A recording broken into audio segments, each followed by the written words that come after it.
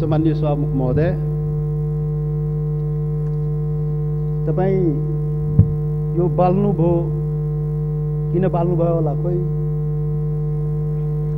अरू वक्ता बोल्दाखेरि बाल्नु भएन, समय बोल्नु भएन, मेरोमा किन बोल्नु के अरे समय भन्नुभयो, किन बाल्नुभयो, खोइ बुझिएन।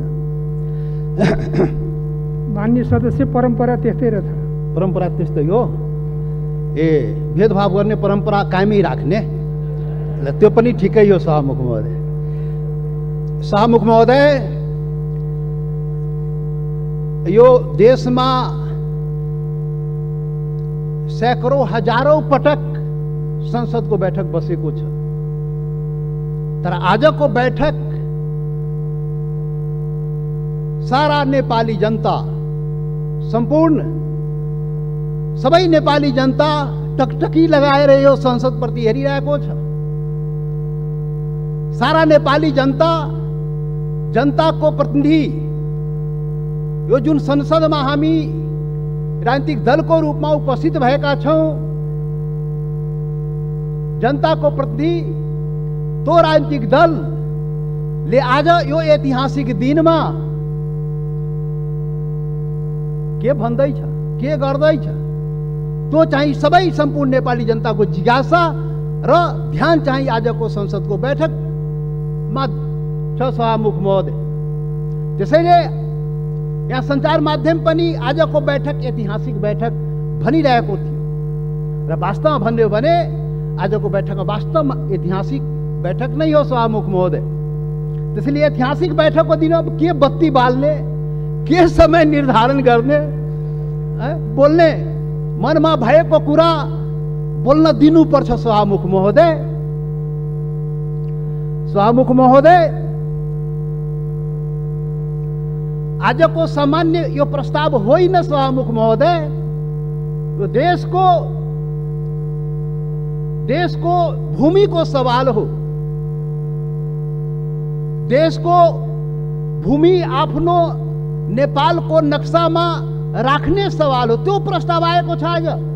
यो सामान्य प्रस्ताव होइन। सभामुख महोदय, सम्पूर्ण नेपाली जनताको ढुकढुकी त्यहाँ रहेको छ। सभामुख महोदय, भावना चाहिँ रहेको छ त्यहाँ। त्यो सम्बन्धमा बोल्दाखेरि जनताको प्रतिनिधिले आफ्नो कुरा राख्न सक्नुपर्छ। त्यसैले आज प्रतिबन्ध नलागियो। सभामुख महोदय, सभामुख महोदय, यहाँ आजको जुन सवाल हो, जुन प्रस्ताव हो, तो राष्ट्रियतासँग पनि जोडिएको सवाल हो, सम्पूर्ण नेपालीको भावनासँग पनि जोडिएको सवाल हो, देशको के भन्छ सार्वभौमिकता, देशको अखण्डतासँग पनि जोडिएको सवाल हो। र त्यही सवालको रूपमा आज यो चाहिँ नेपालको नक्सामा त्यो चाहिँ त्यो कालापानी, लिपु लेक र लिम्पुवाधुरा लगायतका त्यो भूभाग नेपालको नक्सामा राख्ने प्रस्ताव यो संसदबाट स्वीकृत गराउन आइएको प्रस्ताव हो। सभामुख महोदय, त्यसैले आजको प्रस्ताव बडा महत्त्वपूर्ण प्रस्ताव हो नेपाली जनताको लागि। सभामुख महोदय, नेपाली जनता आफ्नो, सम्पूर्ण नेपाली जनता, हिमाल पहाड तराई मधेसका सबै नेपाली जनता आफ्नो देशप्रति, आफ्नो भूमिप्रति सजग छ, समर्पित छ, संवेदनशील छ। यो कुरा आज यो बैठकले देखाउन सक्नुपर्छ। आज यो कुरा हामीले आफ्नो कामबाट देखाउन सक्नुपर्छ। त्यो देखाउनुपर्छ, हामी देखाउला। सभामुख महोदय, यो गर्दाखेरि यहाँ अब के भनौं, विभिन्न आग्रह पूर्वाग्रहले पनि कुराहरू त सुनिन्छ। राष्ट्रियताको सवाल पनि एक लौटी रे, कसैको एक लौटी राष्ट्रियता रे। राष्ट्रियताको सवाल आउँदाखेरि ए त्यो मधेसीले राष्ट्रियताको कुरा गर्छ र? ए, गर्दैन नि। अरे, राष्ट्रियता कसैको एक लौटी होइन, याद गर्नुहोस्। सभामुख महोदय, म सबैलाई आग्रह गर्न चाहन्छु, राष्ट्रियता भनेको सबैको, सम्पूर्ण नेपाली जनताको नेपाली राष्ट्रियता हो, कुनै एउटा वर्ग, एउटा जाति, एउटा समुदाय, एउटा क्षेत्रको राष्ट्रियता हुनै सक्दैन। यदि त्यस्तो राष्ट्रियता भयो भने त्यो पङ्गु राष्ट्रियता हो। त्यो राष्ट्रियता चाहिँ काम लाग्दैन। त्यो राष्ट्रिय एकतालाई सबल गर्न सक्दैन, बलियो पार्न सक्दैन शाहमुख महोदय। त्यसैले आजबाट राष्ट्रिय एकताको परिभाषा, राष्ट्रियताको परिभाषा र राष्ट्रवाद, राष्ट्रघातको परिभाषा ठिकसँग व्याख्या गरिनुपर्छ र बुझिनुपर्छ शाहमुख महोदय। शाहमुख महोदय, म धेरै आज म केही कुरा राखौँला, समय अलि लिउँला तपाईँको, र यो पनि देश र जनताकै हितमा हुन्छ, राष्ट्रिय एकताकै लागि हुन्छ, राष्ट्रियताका लागि बलियो बनाउने काम हुन्छ, जुन आज म विचार राखिरहेको छु शाहमुख महोदय। शाहमुख महोदय, यस्तो संवेदनशील घडीमा एकता देखाउने हो। नेपाली जनताले आफ्नो एकता नदेखाए आफ्नो सवालको लागि, आफ्नो भूमिको लागि त कसले देखाइदिने हो? नेपाली जनताले नै देखाउने हो र नेपाली जनताको प्रतिनिधिमूलक संस्था, यो प्रतिनिधि सभाले देखाउने हो। शाहमुख महोदय, हाम्रा धेरै आउला यो संविधान संशोधनको कुरा आएको छ। यहाँ नक्सालाई लिएर त्यो चाहिँ संविधानमा, त्यो अनुसूचीमा संशोधन गर्ने प्रस्ताव आएको शाहमुख महोदय। त्यो कालापानी लिम्बू लेक, लिम्पुवाधुरा सहितको भूमि त्यो नेपालको हो भनेर त्यो चुच्चो त्यो हुने गरी त्यो नक्सा चाहिँ संसदबाट पारित गराउन प्रस्ताव आएको शाहमुख महोदय। संविधान संशोधन गर्न प्रस्ताव आएको शाहमुख महोदय। शाहमुख महोदय मार्फत सम्पूर्ण देशवासीलाई थाहा छ यो संविधानको बारेमा। यो संविधानको बारेमा हाम्रा आफ्ना रिजर्वेसनहरू रहेको छ। यो संविधान पूर्णता पाएन। यो संविधान सबैको हुन सकेन। यो संविधान हिमाल, पहाड, तराई, मधेसका सबै जनताको हुन सकेन। आदिवासी जनजाति शेर्पा, तामाङ, राई, लिम्बू, गुरुङ, भोटे, मगर, नेवारको हुन सकेन। मधेसीको हुन सकेन, थारूको हुन सकेन, दलितको हुन सकेन, शोषण उत्पीडन परेको जनताको हुन सकेन। उसले आफ्नो भावना राखिरहेको छ, रिजर्भेसन राखिरहेको छ। यो हाम्रो पनि संविधान हुनु पर्यो, हाम्रो लागि पनि बनाइदिनु पर्यो, त्यो प्रावधान हाम्रो लागि पनि राखिदिनु पर्यो। त्यो संविधान संशोधनको जब जब कुरा आउँछ हामीले राख्ने गरेका शाहमुख महोदय। आज पनि संविधान संशोधनकै सवाल आएको छ प्रधानमन्त्रीजी। शाहमुख महोदय, तपाईँ मार्फत प्रधानमन्त्री सौभाग्य आज बसिराख्नु भएको छ, प्रत्यक्ष रूपले सुनिराख्नु भएको छ। हामी त्यो संशोधनको जब कुरा आउँछ संविधानको, त भन्दाखेरि नै हामी भनेको थियो यो सबैको लागि संविधान बनाउनुहोस् है। विगतमा त्यत्रो आन्दोलन भयो, यो देशका आदिवासी जनजाति, मधेसी, थारू लगायत दलित सबैले आन्दोलन गरेको छ। त्यो संविधानमा सबैको भावना राखियोस् है हामी भनेका थियौँ। तपाईँहरू सहमति गर्नुभएको थियो शाहमुख महोदय। यो देशको ठुला पार्टी काङ्ग्रेस, कम्युनिस्ट, माओवादी जतिका के भन्छ एमाले, माओवादी सबैले सहमति गरेका थियो यस्तो संविधान बनाइन्छ र अब यो मुलुकमा विभेद हुँदैन। अब संघीय लोकतान्त्रिक गणतन्त्र आउँछ, सबै नेपाली बराबर हुन्छ, कुनै समुदाय, कुनै वर्ग, कुनै क्षेत्रप्रति केही अन्याय हुँदैन भनेर भनिएको थियो, सम्झौता गरिएको थियो। तर बन्दाखेरि त्यो भएन। त्यो पीडा त भन्न पाइन्छ नि अहिले संविधान संशोधन गर्ने बेलामा। हामीले त भने हो शाहमुख महोदय, जब प्रधानमन्त्रीले नक्सा बनाउनु भयो हामीले भनेको थियौँ राम्रो गर्नुभयो। नेपालको भूमि फिर्ता ल्याउने कुरा जुन गर्नुभयो, नक्सा बनाउनु भयो, राम्रो गर्नुभयो। सर्वदलीय बैठकमा हामी सबैले एकमतले सरकारलाई, प्रधानमन्त्रीलाई हामी भन्यौँ तपाईँ अगाडि बढ्नुहोस्, यो चाहिँ भूमि चाहिँ नक्सा बनाएर मात्रै हुँदैन, फिर्ता ल्याउने पनि कुरा गर्नुहोस् है प्रधानमन्त्रीजी। नक्सा बन्यो। आज संसदबाट के भन्छ संविधान संशोधन समेत गराएर अनुसूचीमा राख्ने कुरा भयो।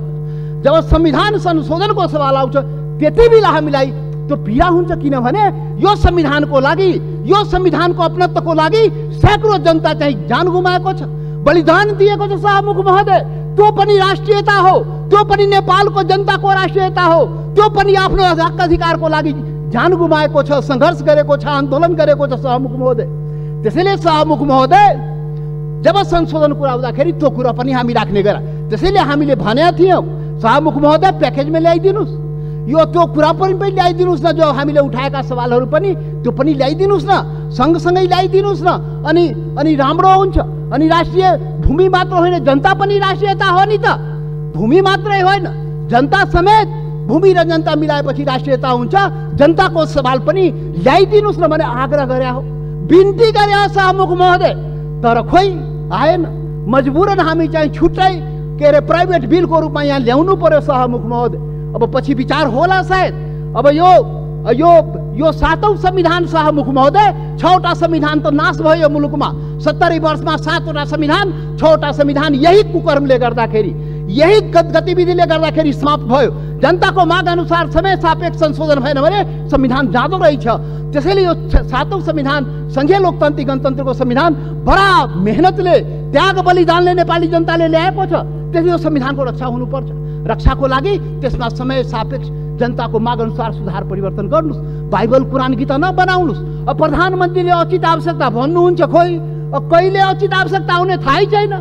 अब खोइ कसरी हुन्छ हो, त्यो भएन सभामुख महोदय। त्यसैले आजको दिनमा त्यो याद गर्न, रिमाइन्ड गर्न खोजेको, सम्झाउन खोजेको यो संविधान संशोधनको सवाल आउँदाखेरि त्यो जनताको, त्यो हिमाल पहाड तराई मधेसका जनताको भावनालाई पनि सम्झिदिनुहोस्। सम्पूर्ण म भने थिएँ पहिलो दिनमा, पार्टी ठुलो भयो, दिललाई ठुलो बनाउनुहोस् प्रधानमन्त्रीजी भने थिए, प्रचण्डजी भन्ने थिए। तपाईँ दुईजना शीर्ष नेतालाई दिल ठुलो बनाउनुहोस्, त्यो दिलमा सम्पूर्ण नेपालीलाई समेट्नुहोस्, हिमाल पहाड तराई मधेसका सबैलाई समेट्नुहोस् र सबको नेता बन्नुहोस्, सबको संविधान बनाइदिनुहोस्, त्यो भने थिए। तर आजसम्म त्यो काम भएन। अब होला कि आज जुन यो संवेदनशील समयमा पनि हामीले कुरा उठाइरहेकोमा अब हुन्छ। त्यसैले सभामुख महोदय, सबै असन्तुष्टिका बावजुद हाम्रो पुरै असन्तुष्टि छ संविधानप्रति, हाम्रो अधिकारप्रति, पहिचानप्रति, यो देशको जनताको अधिकार र पहिचानप्रति, हिमाल पहाड तराई मधेसको जनताको अधिकार र पहिचानप्रति, उसको समानता र विभेद के विरुद्धमा यो विभिन्न कुराहरू, हाम्रा रिजर्भेसन छ, हाम्रा असन्तुष्टिहरू छ। तर पनि आज जब देशको सवाल उठेको छ, राष्ट्रियताको सवाल उठेको छ, हाम्रो भूमिको सवाल उठेको छ, यो अवस्थामा सबै असन्तुष्टिहरूलाई थाती राखी जनता समाजवादी पार्टीले यो प्रस्ताव, जुन यो नक्सा सम्बन्धी प्रस्ताव जुन आएको, त्यो प्रस्तावलाई जनता समाजवादी पार्टीले सहर्ष समर्थन गर्दछ। त्यसलाई हामी सर्वसम्मत रूपले समर्थन गरेका छौँ सभामुख महोदय। याद रहोस्, हाम्रा असन्तुष्टि हिमाल पहाड तराई मधेसका जनता, तो शेर्पा तामाङ राई लिम्बू गुरुङ भोटे मगर नेवार थारू मधेसी दलित, त्यो जनताको भावनालाई बुझिदिनुहोस्। यसरी देश चल्दैन त्यति मात्रै भन्ने हो सभामुख महोदय। यसरी देश नचलाउनुहोस्, यो सबैको देश हो। राष्ट्रियता भनेको सम्पूर्ण नेपालीको जनताको मनमा आफ्नो देशप्रति भावना छ र त्यही भावनाको यहाँ प्रतिबिम्बित यहाँ भएको छ। जति असन्तुष्टि भए पनि जब देशको सवाल आउँछ हामी एकजुट भएर उभिन्छौँ।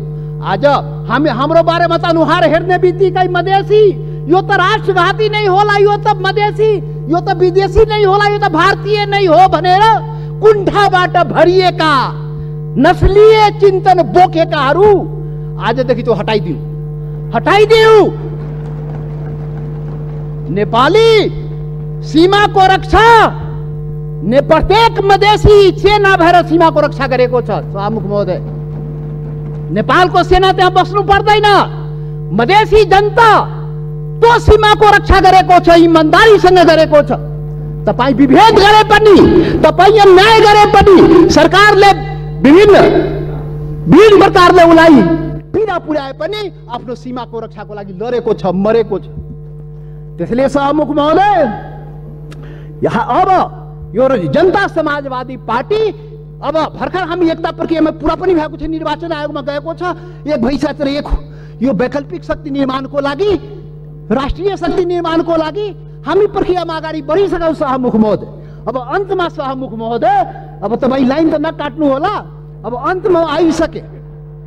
सभामुख महोदय, एउटा कुरा देशवासी जान्न चाहन्छ, ल यो फेरि राष्ट्रघाती यो देशमा हुने हो कि? यो राष्ट्रघाती को हो यो देशमा? पहिचान गर्नु पर्यो। यो राष्ट्रघाती हो को यो देशमा? देश बेचुवाहरू को हो? अरे देश बेचुवाको खोजी हुनुपर्ने नेपाली जनताले त्यो पनि खोजिरहेको छ। अरे त्यो त हाम्रो छँदै थियो नि, त्यो जमिन, त्यो काला पानी लिपु लेक लिम्पुवा धोरा सहितको नक्सा त नेपालको नक्सामा त थियो 58 वर्ष पहिले। अरे कुन देश बेचुवाले देश बेच्यो? श्वेत पत्र खोइ जारी गरेको, श्वेत पत्र जारी गर्नु पर्दैन। टुडी खेलमा राष्ट्रघातीलाई झुन्ड्याउनु पर्दैन, ढाकछोप गर्ने। अरे सभामुख महोदय, महाकाली सन्धि हुँदाखेरि, अरे 25 वर्ष पहिले महाकाली सन्धि भएको थियो र यही संसदबाट पारित गराइएको थियो। त्यो महाकाली सन्धि कसरी भयो?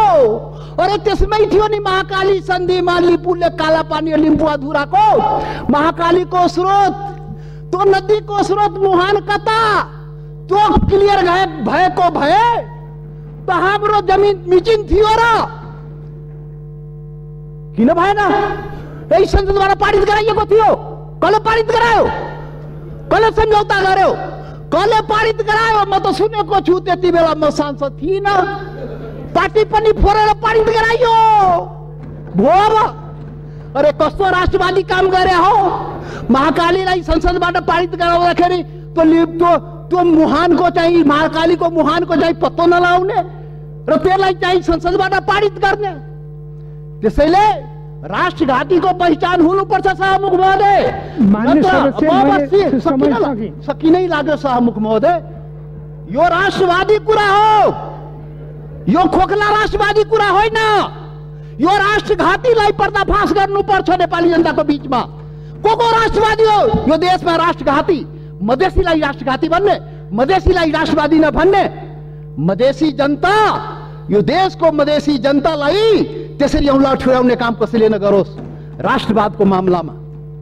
सभामुख महोदय, कतिचोटि अग्नि परीक्षा दिने हो, कतिचोटि प्रमाण दिने हो हामी? यस्तो अग्नि परीक्षा नलिनुहोस् सभामुख महोदय। सम्पूर्ण नेपाली जनतालाई आज म यो रोस्टमबाट आग्रह गर्न चाहन्छु, यस्तो अग्नि परीक्षा नलिनुहोस्। त्यो मधेसी जनता त्यो प्रति अन्याय नगर्नुहोस्, यो देशको आदिवासी जनजाति प्रति अन्याय नगर्नुहोस्, त्यो थारूमाथि अन्याय नगर्नुहोस्, त्यो दलितमाथि अन्याय नगर्नुहोस्। कुटी कुटी मारिदियो त दलितलाई। माननीय सदस्य, तपाईँ बोल्दै गर्दा थाहा भएन, मैले 7 मिनेट समय थपेँ। म सकिहालेँ भाइ, 1-2 मिनेटमा सकिहाल्छु। त्यसैले सभामुख महोदय, यति संवेदनशील समयमा पनि सभामुखले मलाई 2 चोटि टोकिसक्नुभयो। कसरी हुन्छ खोइ बुझ्न सकिएन, लकीर का फकीर। अब प्रधानमन्त्री बन्नुपर्छ समय किटान नहुनलाई। यहाँ प्रधानमन्त्री भएर उहाँ प्रचण्डजी र देउपाजी बोल्दाखेरि समय किटान नहुन, किनभने प्रधानमन्त्री रे। अब जनता समाजवादी पार्टी यो देशको प्रधानमन्त्री भएर अनि रोस्टमा आएपछि बल्ल त्यो समय पाउने भयो सभामुख महोदय। ठिक छ, त्यो पनि देखाउला, त्यो पनि नेपाली जनताले देखाउँछ। वेट गर्नुहोस्। अब राष्ट्रवादी राष्ट्रघातीको पहिचान पनि नेपाली जनताले गरेर त्यसलाई टुरी खेलमा झुन्ड्याउनु पर्यो, श्वेतपत्र जारी गर्नु पर्यो प्रधानमन्त्रीजी, सरकारलाई हाम्रो आग्रह।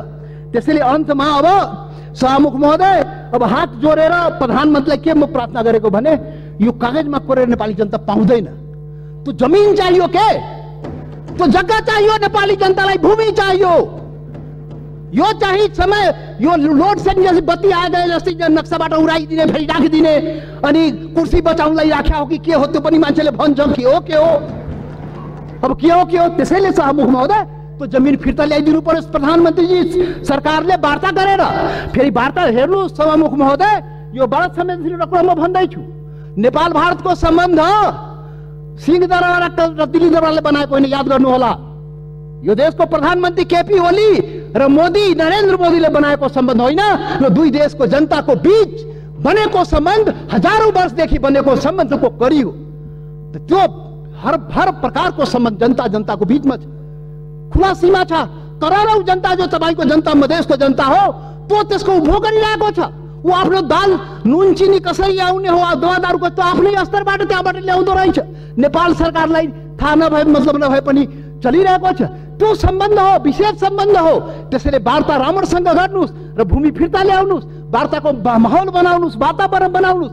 यहाँ संसदमा उल्टा पल्टा कुरा गरेर सम्बन्ध के छ माहौल बिगारेर त्यो चाहिँ अलि अप्ठ्यारो भइजान्छ सभामुख महोदय।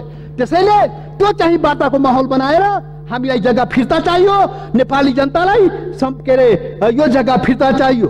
त्यसैले अब जनताले के भन्छ भने, यो कोरोनाको अवसरमा जनताको जीवन रक्षा नगर्ने सरकारले हाम्रो भूमिको रक्षा गरिदिन्छ भने जनताले भनिरहेको छ। त्यो चुनौती तपाईको अगाडि छ। जनताको जीवनको रक्षा पनि गर्नुपर्छ, हाम्रो भूमिको रक्षा पनि गर्नुपर्छ। धन्यवाद।